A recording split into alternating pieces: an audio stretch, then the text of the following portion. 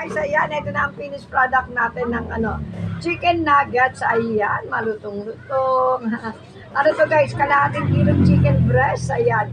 Tapos ilagyan natin ng onion, garlic, tapos konting toyo, konting ketchup, paminta, seasoning, at syempre, yung kanyang oyster. Ayan.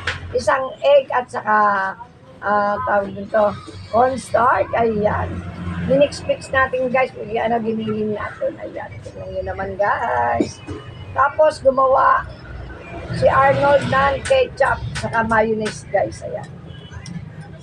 Para na magmerienda tayo, meron akong tinapay, kaya lang alam niyo ba guys, wala ako ngayon lettuce. Mahirap pa ng lettuce. Kasi wala ka naman mabibili ng ganitong oras guys. Ayan na. Chicken sandwich. Diba?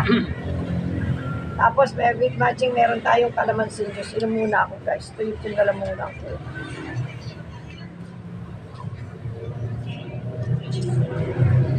Si Arnold din nagtimpento calamansi juice guys.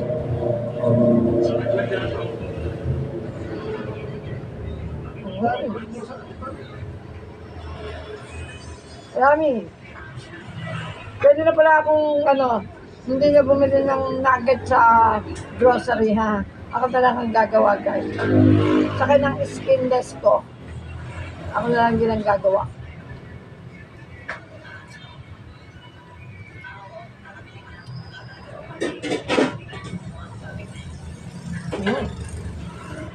Marami, mainit-init pa.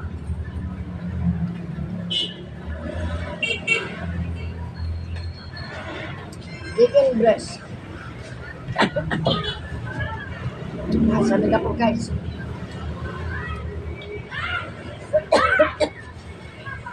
Excuse me. Kasamid. Yummy guys.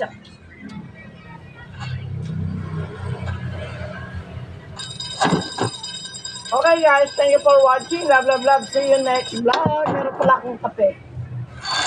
Habol ni Daddy din. Okay, bye-bye. See you next vlog. Happy day.